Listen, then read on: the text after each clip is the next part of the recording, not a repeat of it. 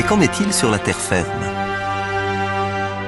Il y a 460 millions d'années, les plaques tectoniques ont encore bougé. Un nouveau continent unique s'est formé, le Gondwana. La température ambiante avoisine les 30 degrés et le taux d'oxygène est proche de celui que nous connaissons aujourd'hui.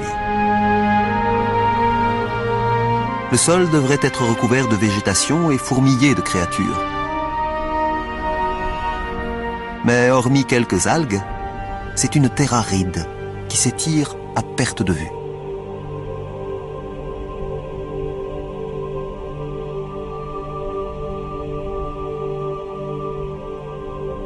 Il ne peut y avoir qu'un seul responsable, le Soleil.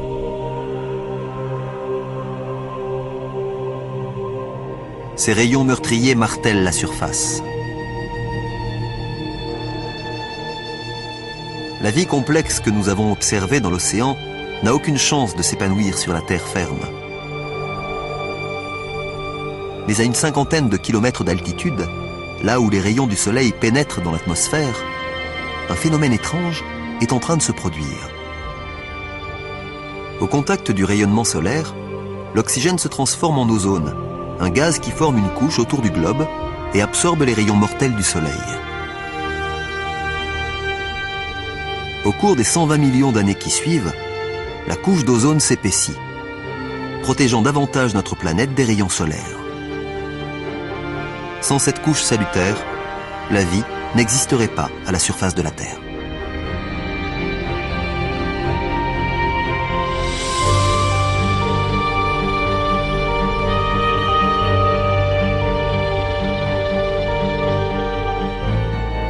À l'abri du rayonnement solaire, la vie s'épanouit. Ces petites taches de mousse sont les premières plantes terrestres. Et elles libèrent encore plus d'oxygène. Le taux monte en flèche.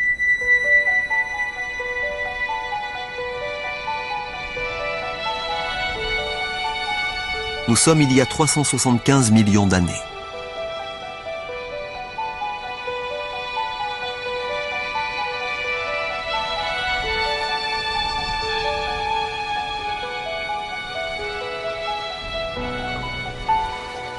Quelque chose semble nager sous la surface de l'eau.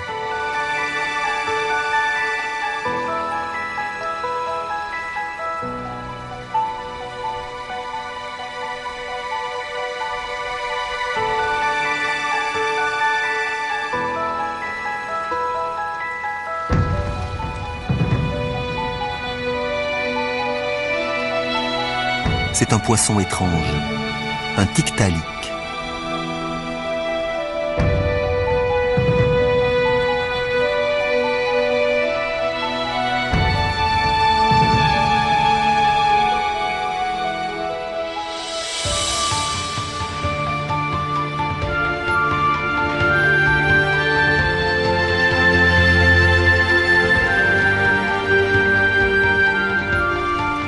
À la différence des poissons que nous connaissons, il dispose d'un cou mobile et utilise ses nageoires comme des membres.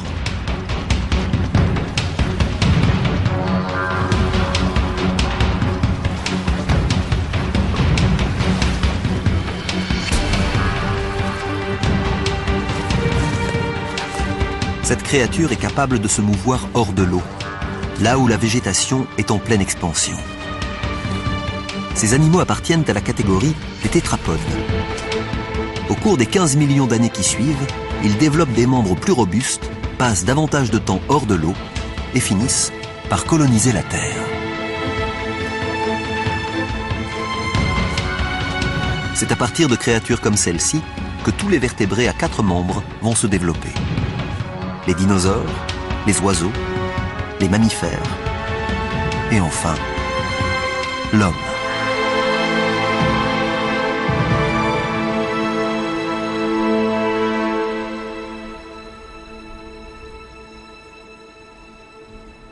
Le sol est recouvert de mousse et de fougères à perte de vue. Certaines plantes font plus de 30 mètres de haut. Voici une graine, charriée par les vents.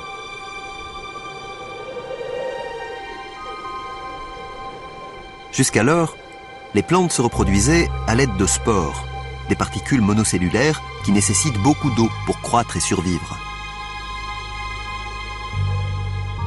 Mais cette graine est à des kilomètres de tout point d'eau. Elle doit disposer de ses propres réserves pour se développer. À la différence des spores, elle peut survivre durant des mois, voire des années, sans eau ni nourriture.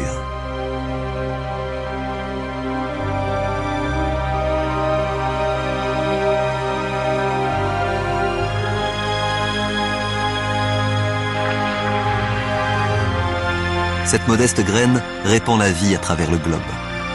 Et tous ces arbres et ces plantes libèrent encore davantage d'oxygène.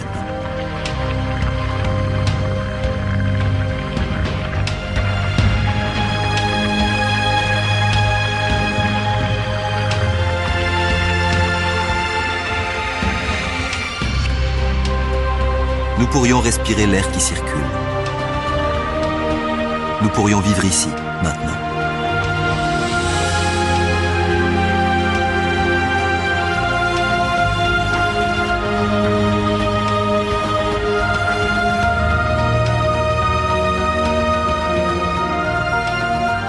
Nous avons accompli un long trajet, depuis une boule de poussière et de roches incandescentes jusqu'à cette planète bleue et verte, grouillant de vie.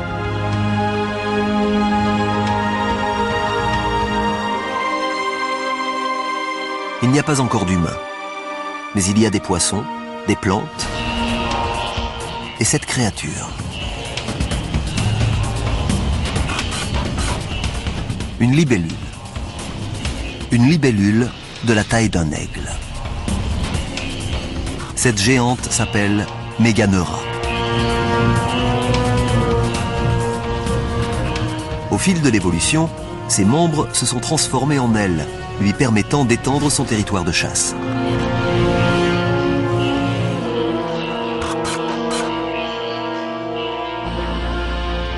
Il y a des mille-pattes, des araignées et toutes sortes d'insectes.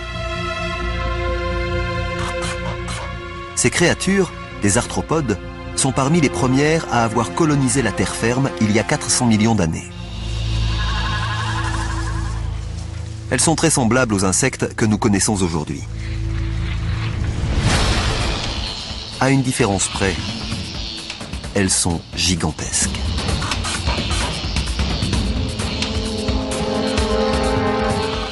Nous sommes tombés sur un monde perdu, peuplé de géants. Les mille-pattes mesurent 2 mètres et les scorpions ont la taille de loups. La forte teneur en oxygène de l'atmosphère rend leur système respiratoire plus efficace, permettant aux insectes d'atteindre des dimensions bien plus importantes qu'aujourd'hui.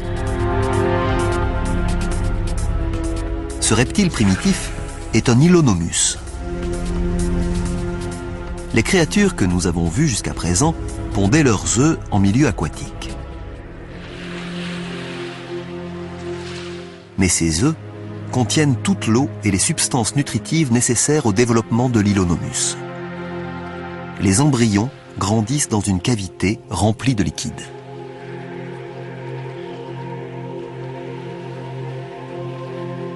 L'œuf constitue une avancée décisive dans le cycle de l'évolution. Désormais, les animaux peuvent quitter leur environnement aquatique pour conquérir la terre.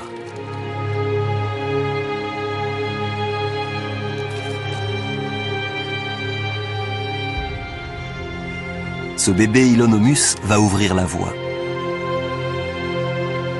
C'est une nouvelle forme d'espèce, un reptile.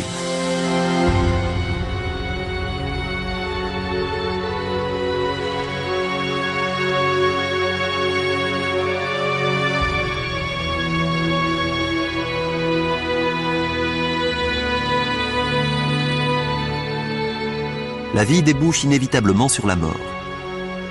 D'énormes quantités de matière végétale s'accumulent sur le sol et se décomposent pour former des couches denses et humides.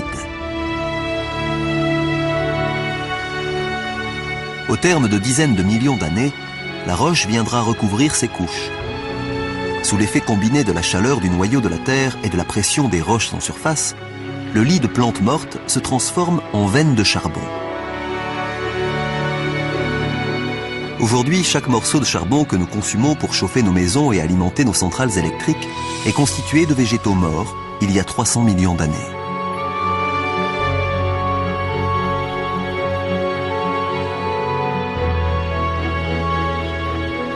Au cœur de la matière en décomposition, à l'abri des regards, la vie se réveille. Bientôt, les graines germeront, les plantes pousseront et ces sols renaîtront de leurs cendres. La vie semble avoir conquis la planète.